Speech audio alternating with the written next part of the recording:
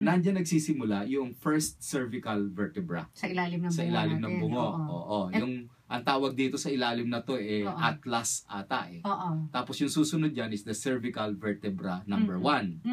Tapos Yung bababa parang yan sa may bato? bago ka magbatok sa ilalim ng bungo. Sa ilalim talaga. Tapos may makakapaka dito sa batok na parang nakalawit na napakalaking buto. Yan. Yung unang-una. Yung unang-unang malaki. Yan naman yung number 7. Cervical vertebra, number 6 rather, number 6. So, 6 ang buto natin sa leeg. Tapos, ang susunod na dyan, yung first na thoracic vertebra, yung dito sa pinakamalaking buto sa batok, pababa, 12 naman yan. Papunta naman dito sa ating thorax o dibdib. Kaya ako binabanggit yan, Maro, para maunawaan ng mga kababayan natin, na yan mismong butong yan, magkakapatong yan, sa pagitan nila may disc. Yung disc na yun, malambot yun eh. Parang brake pad yun eh. Oo. Nagkakarayuma ang cervical vertebra. Kaya pala yung iba sumasakit ang likod. Ang batok, ang likod. Oo. Wag po ninyong isipin na, ay, sakit ng batok ko, baka may high blood ako. May mga sakit ng batok na dahil po sa rayuma. At ang number 1 na nakita nilang rayuma na dahilan ng cervical vertebra, manghula ka naman. Anong dahilan? Sa tingin mo? Yung batok? Paglingon? Hindi. Pagyuko? Hindi rin. Yes! Pagyuko! Talaga? Pagyuko. Magkakaiba ang dahilan ng pagyuko natin. Iba ang dahilan ng pagyuko mo, pero ang karamihan ng tao, yumuyuko dahil sa pagsiselfone. Okay. Yan ngayon ang nakita nila sa pag-aaral. Kasi dati ang yumuyuko lang mga magsasaka. Kasi nagtatanim.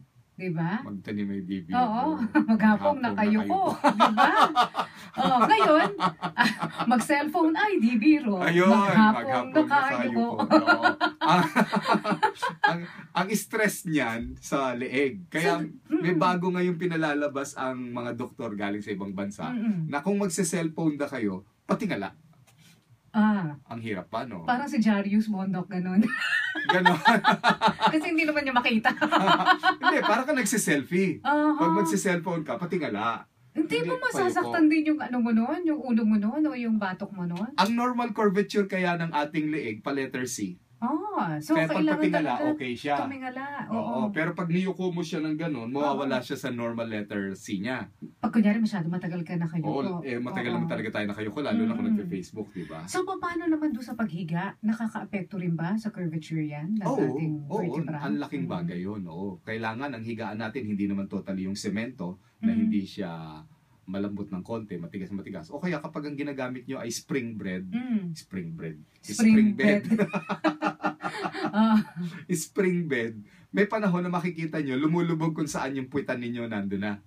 Kasi syempre, yun ang pinakamabigat na parte ng katawan mo nawawala na sa normal curvature yung paghiga ng yung spinal vertebra. So, mas maganda pa rin yung ayokong banggitin yung brand, pero yung ang korte ng higaan mo para bang ilalagyanan ng itlog. Alam mo yung lalagyanan ng itlog? May foam na ganun eh. Talaga? Oo, may foam na ganun. Foam lang siya, wala siyang spring. Letter A ba? Ang OS? Hindi, U. U. Okay, may ganun sila. Oo, meron sila para lalagyan. Yun ang ginagamit sa mga hospital sa ICU. Para kasi yung hangin nagpa-pass through sa pagitan ng parang patusok-tusok. And dahil nga maganda siya, yung pagka-foam niya, matigas, nasusuportahan niya yung normal curvature ng ating higa. Paano naman yung unan? Ang unan natin dapat, alam mo, nasa ilalim ng tuhod. Mababa lang yung unan mo sa ulo. Isa lang dapat, mababa pa. Dapat malambot. Tapos nakaunat ang iyong likuran para napapahinga ang lumbar vertebra mo. Tapos sa ilalim ng tuhod mo, may maliit din na unan na nakabaluktot ngayon yung tuhod mo. Bakit kailangan nakabaluktot ang tuhod? Para nang sa ganon, yung iyong lumbar vertebra, mag-flatten. Kailangan, kasi pagod na pagod ka na ng katatayo, na-exaggerate na yung lumbar vertebra mo, nagkakaroon ka ng lordosis, as they call it, yung exaggerated curvature. Gusto mo, bumalik naman siya sa normal. Pag inunat mo yung lumbar vertebra mo, alam niyo po mga kaibigan, tatangkad ka ng 1 inch. Talaga? Kahit na matanda ka na? Hindi, yung tangkad mo dahil naunat yung vertebra mo. Tingnan mo, napupuna ko rin yun eh. Pag mamaneho ako sa umaga, humahaba yung paa mo? hindi yung paa.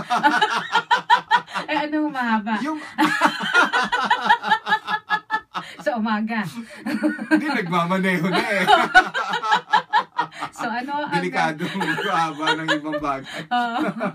So ano nangyayari pag nagmamaneho ka sa umaga? Hindi, ikaw, ewan ko, kung pag upo mo dun sa silya, mag-start ka ng kotse, mapupuna mo, ina-adjust mo yung rear view mirror. Yes. Kasi humaba yung likuran mo eh. Ng 1 inch eh. And then, habang tumatagal sa gabi, mapupuna mo, yung rear view mirror mo, parang ang taas-taas, kailangan i-adjust mo pababa. Kasi lumiliit Kasi ka ulit. umikli na naman yung lumbar vertebra mo. Okay. O, yun. So, kung unat na unat ang ating vertebra, ang spinal vertebra natin, we grow as much as by 1 inch pag umaga. Mas mahaba tayo sa umaga. Yun. By 1 inch. By 1 inch. Ay, malaking bagay yun. Sa lahat ng bagay, pag nadagdagan ng 1 inch. Ay, nako.